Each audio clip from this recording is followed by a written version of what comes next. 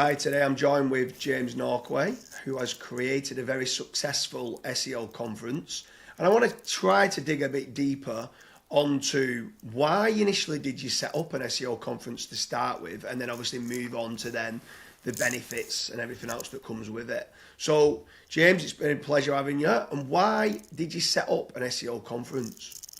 Basically, we decided to set up the Sydney SEO Conference basically because there wasn't many good conferences in Australia and the existing events were pretty small. So yeah, we wanted to bring some international names like Matt Diggity and Kevin Indig and Aleyda, Solis and Kyle Roof down to Australia and just bring quality international speakers whilst also getting local speakers as well, like just really top people and save people from flying for 24 hours to Europe or flying 15 hours or whatever it is to America for events, you know, when you can, it's right in your own backyard and making it accessible to everyone and affordable prices too. So, yeah. So obviously that's on the why you created an SEO conference, but now obviously you've built a successful conference in what you've done and you've brought these international speakers. What's been the benefits of doing it? Or is it mainly just benefits for the community externally? Or have you got benefits from it yourself? Have you got business out of it and stuff like that? Yeah, 100%. So basically, I think the biggest benefits from starting your own conference is just building a brand in the market. So the branding agency that we work with, they say it the best. It's the King of Kings strategy. You know, so we run the event and we let every other agency come. I think the benefits are, yes, 100%. Every time we run an event, we always win business off the back of it, whether it be forming new partnerships with other agencies that come that are not SEO, or just winning business from in-house brands that come and then they see people from our team on stage speaking and basically, they like what they see and then they like just, like it's a good vibe and then it's a good way to network because you're hanging out with these people. We also run masterminds off the back of the event too. So that's a good way to just further build relationships over a few drinks with people. I think, it's just relaxed networking. People in Australia love a networking drink. So it's a really good way to do that. The other benefit is from a hiring point of view too. So actually hiring staff. We get people that come to the event and then they want a job. So yeah, and then I think like partnerships too, just forming partnerships with like-minded companies that come. And then the other random intrinsic benefit has been building partnerships with other speakers. You know, like we paid Matt Diggity to come out and then he invited me to come to Chiang Mai to speak. We've invited like Tim Sulo from Ahrefs out. He's invited me to speak in Singapore and America at his events just because he's seen me speak in Sydney and we've built a relationship with some of these brands like that. And that wouldn't have happened if we didn't run this conference. So yeah, the exposure for me personally has just 10 times by running our own event. So yeah, it's been really successful.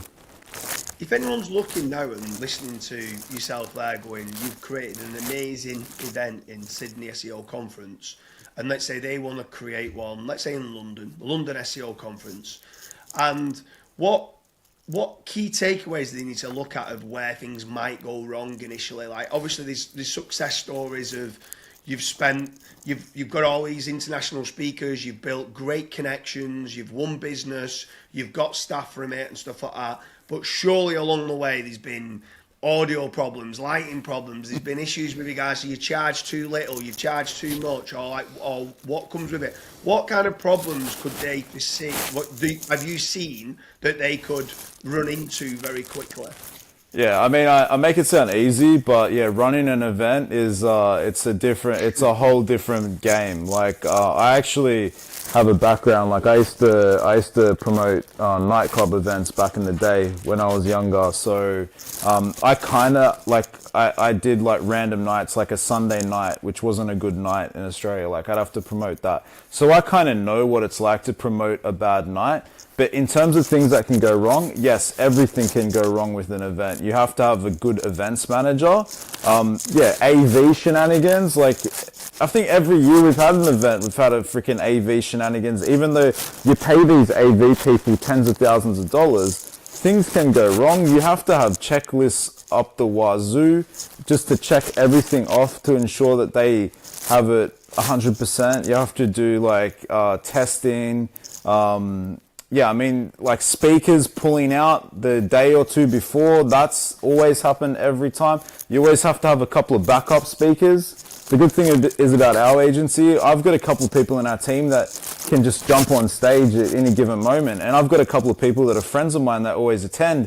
They always have a few presentations just ready to go. Like, you have to be prepared for backup speakers. You have to be prepared for cost blowouts. Like, you have to be prepared to spend a lot of money. Like, running an event is not a cheap undertaking.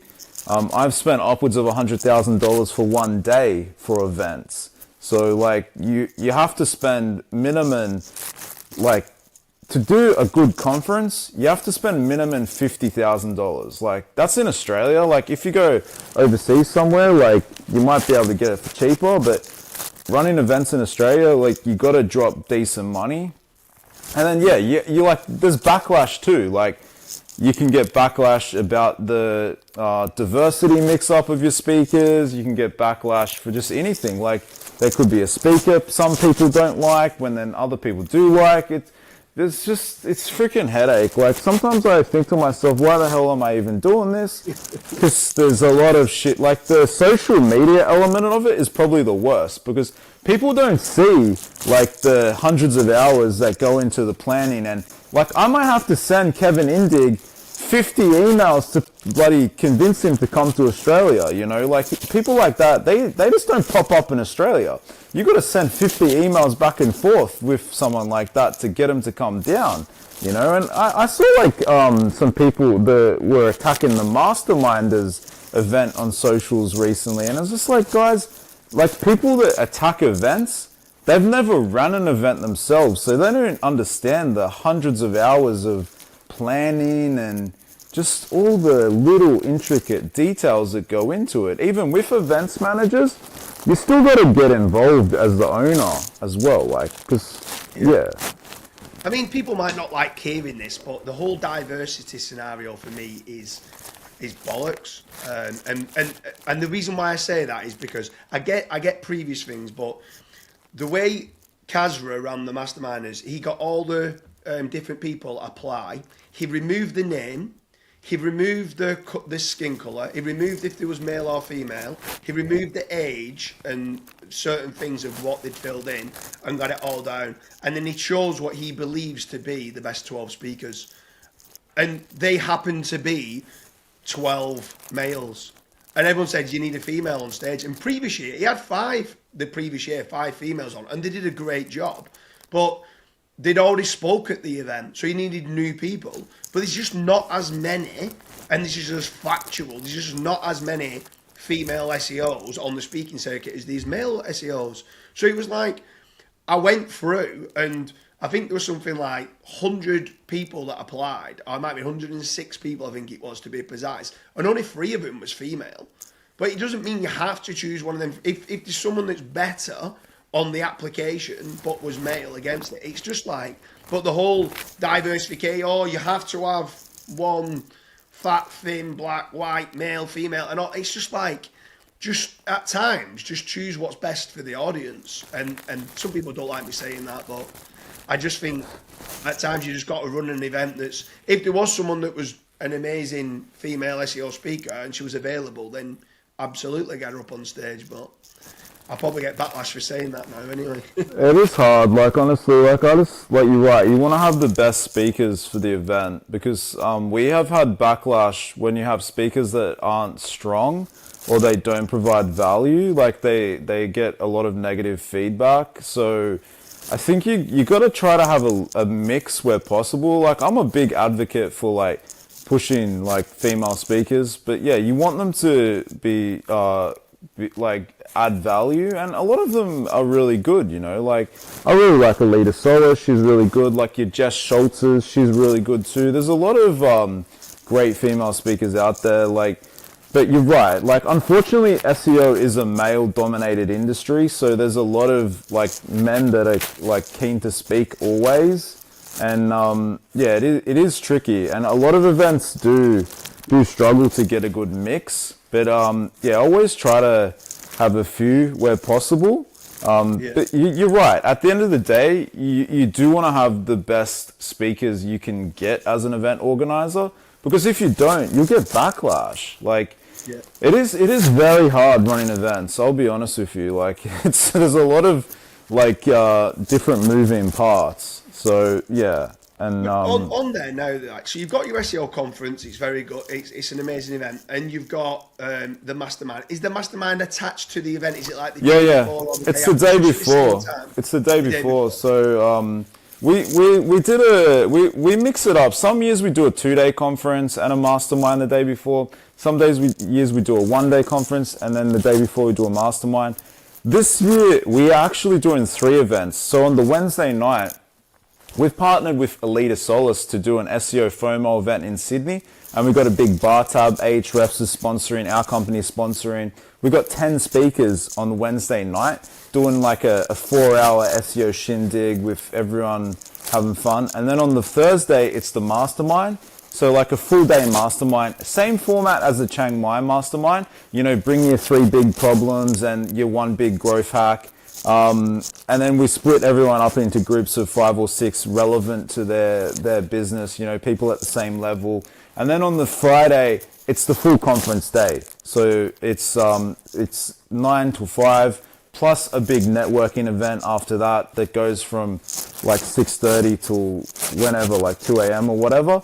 So that's the format that we're running this year, and yeah, like people love it. Like we make it affordable. Like we only charge like $399 for a ticket to the conference. Mastermind's $999, including attendance to the regular conference. You want to have the pricing a little bit more premium to attract more premium like attendees. Like I kind of like went with a different, in the past I've had invite only masterminds, but this year I thought stuff it, like I'm just going to let everyone who wants to pay the premium price have a shot at coming.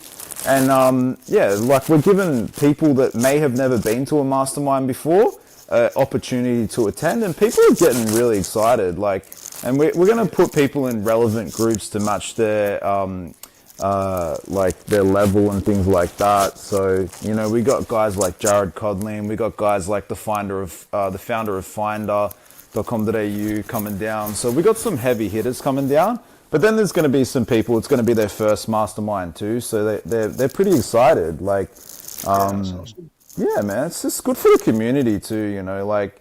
Have you ever thought of attaching, so obviously, a lot of people now run an SEO conference and they attach a mastermind alongside it together. Have you ever thought about doing an awards night and adding an awards night to it? Man, I've thought about it, but honestly, I think an SEO agency running an awards is a bit controversial because, like, and honestly, like, we actually have a major awards night in Sydney this week, the Don't Panic APAC Awards, and we're up for like 10. So I think from an awards point of view, I have thought about it, but it's just like, I've just asked a few like different people in the industry, and they've all kind of said, oh, I don't know if I'd apply because an agency is running it. But if you were not an agency, 100% you could get away with it. It's just awards is a whole nother level of work too, because you got to run the awards. You got to get the judges. It's got to be legitimate. You know, like it's tricky. But yeah, I have definitely thought about awards night too. And if you ran it and your agency won the main 3 awards, then yes, it would be kind of a bit like, come on. come on, James, what are you doing? But if it was genuine and it was almost down to, there was a scoring system and it showed you there was, some of it was part of the community and it was a poll and a survey, and then there was 5 independent judges and they scored it in a specific way, then I don't see why they couldn't have, because like, I don't feel there's many actual awards. There's no proper accreditation. There's no proper competence. The only way really of someone being able to understand whether someone's good or someone's bad is awards and reviews and testimonials. Maybe case studies as well. But I don't think there's many actual awards. Like, I think everyone's scared of running an award ceremony because some businesses, they might improve rankings, some might not. And I don't know, but I feel like there should be more. When people talk about running a conference, I feel there should be more. And I think maybe someone like yourself, who's a big character that's run this for a while, maybe next year or the year after, you should think about, if you're doing it in a legitimate manner, having these awards. And I think a lot more people would also travel. If you did some international awards as well, I think people would be like, hold on a minute, yeah, I'm willing to travel to come here. And I just don't think there's enough decent awards being put out there myself. Yeah, no, I agree. And I think Don't Panic does do a good job of the awards, but you're right. There's opportunity for more people to do awards. I know, like I mentioned Finder earlier, they do their own awards for like the financial industry and other verticals and things like that. In Australia, there are other companies that do awards, and you're right. Like, even from like LLM's point of view, like you can have an awards page on your site, and that's going to get cited. Like, we have that on our agency site. Like, that's an easy thing that you could easily push to, you know, like winning an award. You can make this awards page for the last 20 years of business and show every year what awards you've won. That's an easy win too. So 100%, like, it's a good idea. And I think, like, in terms of people coming to our event, we definitely get a lot of people from APAC coming. Like, I'd say probably 20% of our guests come from New Zealand to our conference. We get people from Japan, China, Indonesia. Like, we get a lot of people from the region, and we get a few randos that come in from everywhere else. So, or Philippines too, we get a lot, because Australia isn't far from certain places like that, and there are a lot of SEOs. Like in the Philippines, there's probably hundreds of thousands of SEOs, and they love getting down to a conference. And yeah, you're right. There's definitely a market for awards too. Are you travelling to any others this year? Are you going to any other events? I mean, I've bought tickets for our team to attend some events. Like every year I just buy tickets to Chiang Mai. Like, I don't know if I'll be able to go this year, just because I have other travel commitments. I've been invited to speak at Singapore in May with the event Ahrefs is putting on. So I'll be going to that. I've been invited to other events, but just like I think there's so many conferences starting in India. I got invited to 3 conferences in India, but it's hard to schedule things too, especially I got a wife and a son who's almost 2, so it's just coordinating family life, and my wife's a dentist, so it's hard to coordinate stuff, and it's once you get older, it's not like when you're young and single, you can just pack up and just go wherever, you know. When you got kids and commitments, and I got an office with over 30 people too, so yeah, there's a lot of stuff to coordinate, but I'm trying to do more events. Like Ahrefs Evolve, I spoke at that in the US last year. That was a really high quality event. I know Masterminds in the UK looks like a quality event. I don't know, Kazara is putting on a great show. Yeah, there's a lot travelling in. SEO Mastery Summit, Mad Singers is... Yeah, Mad Singers, he always puts on a good event. Man, there's a lot of people doing events now. Like, I remember 10 years ago, there was not many, but now there's a lot of people giving it a crack, and that's good, you know. Kyle Kanga, he's doing a great job. SEO Estonia, Chiang Mai SEO now. Yeah. Sounds good, right? Well, James, it's been an absolute pleasure. Anyone watching this who's maybe looking to set up an SEO conference or an awards night, or it could be a mastermind event. James has spoke you through there. It is difficult to do. I'm presuming those first year or first 2 years is very tough, but obviously once you get through that, there's lots of benefits that come from it, from maybe hiring staff, forming partnerships with speakers, forming partnerships with other agencies that are coming. So if you're in SEO and there's a PPC agency, you might be able to kind of help each other out. James, it's been an absolute pleasure. Thanks for having you. Thank you.